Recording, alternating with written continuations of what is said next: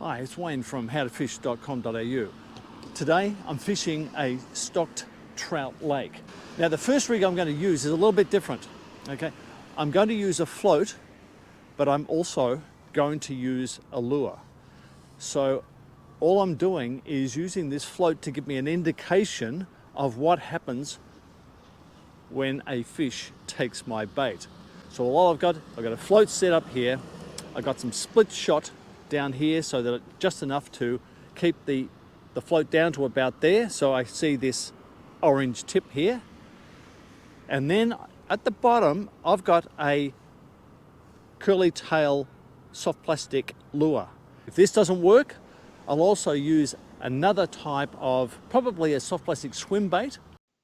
It pays to have a range of colors and styles of different types of soft plastic lures so that you can change. If something's not working, then change that to something that might have more attraction to the fish on the day. Once I rigged up, I just started walking the bank. So this is going to different spots, casting out, looking or searching for those fish.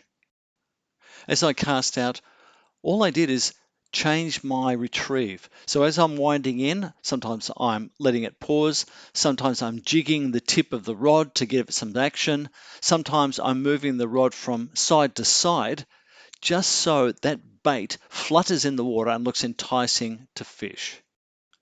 When I was casting, I was trying to cover as much water as possible, so I was fanning my casts out.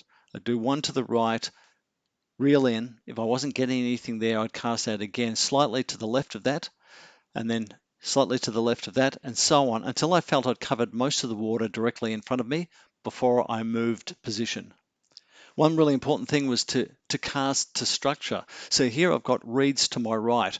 I cast to the point, then I cast to the side of the reeds, knowing that that's where fish often hold.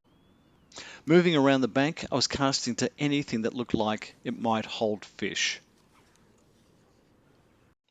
The first lure I was using wasn't producing much, so I took that off and then put on a swim bait. So just taking them out of the packet and just cutting them to the size that I think would fit the hook, and then just taking time to thread it on. It can be a little bit difficult to thread on at times. Some of these swim baits are a little bit stiff, but it just takes a little bit of time and patience to thread it around the hook. You eventually get it on, and the bright color should be something that's easily seen in the water. And always leave plenty of hook points showing. And making sure there's a bit of a bend in the tail helps that to rotate in the water. So then I started casting again, and all I was doing was casting out, fanning out my casts. You don't have to retrieve fast, and if it's really, really cold, then the best thing to do is not retrieve all that quickly. The fish might be a little bit lethargic. So the thing to do is to draw it in, to wind it in, but sometimes just to let it stall for a second. And here I changed to a pencil grip on my rod to help me flick that tip a bit easier. So quickly getting some action on this. What happened then is the float goes under. Fantastic. And I got one. We got one. Nicely done. There we go. Little trout. Here we go. Nicely done. And he took that down too. Go again.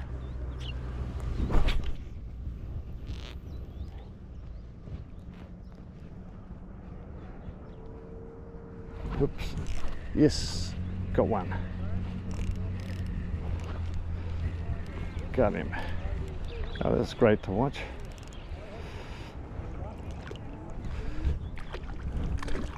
Oh.